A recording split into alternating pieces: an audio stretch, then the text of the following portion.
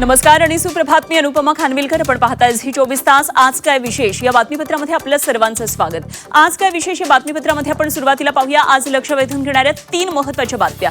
सगळ्यात पहिली मोठी बातमी ती म्हणजे नीट पेपर फुटी प्रकरणात केंद्रीय शिक्षण मंत्री धर्मेंद्र प्रधान यांच्या राजीनाम्याच्या मागणीसाठी दिल्लीमध्ये सीजेपीचं आंदोलन सुरू आहे. हजारो विद्यार्थी आंदोलनाला पाठिंबा देण्यासाठी दिल्लीमध्ये आता उपस्थित आहेत. वेगवेगळ्या पक्षांचा पाठिंबा मिळतोय, सेलिब्रिटींचा पाठिंबा मिळतोय. तर आज तिसऱ्या दिवशी सीजेपी जंतर मंतरवर तळ ठोकू नये आणि त्याचबरोबर सोनम वांगचुक यांच्या उपोषणाचा आज 25वा दिवस आहे. वांगचुक यांना उपचारासाठी रुग्णालयामध्ये दाखल केलेले आहे, मात्र त्यांनी रुग्णालयामध्ये उपोषण सुरूच ठेवलेले आहे. तर सीजेपी आणि वांगचुक यांच्या समर्थनासाठी विविध राज्यातले तरुण आता रस्त्यावर उतरलेले आहेत आणि या आंदोलनाला महाराष्ट्रातून सुद्धा मोठा प्रतिसाद मिळतोय.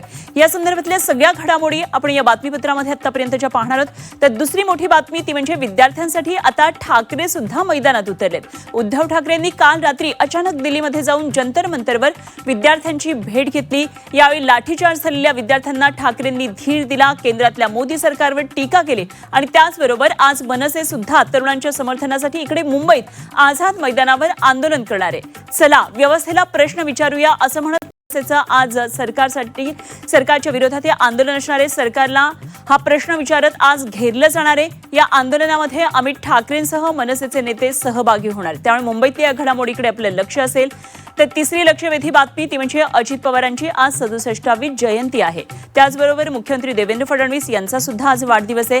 वाढदिवसानिमित्तानं मुख्यमंत्री आज वारीमध्ये सहभागी होणार आहेत. वेळापूरमधून वारकऱ्यांसोबत मुख्यमंत्री माऊलींच्या पालखीमध्ये पायी चालणार आहेत. त्याचबरोबर आज कर्जमाफीची पहिली यादी जाहीर होण्याची शक्यता आहे. 30 जुलैच्या आधी सर्व पात्र शेतकऱ्यांना कर्जमाफी मिळणार असल्याची घोषणा कृषी मंत्री भरणे यांनी केलेली. त्यामुळे याही घडामोडीकडे आपलं लक्ष असेल.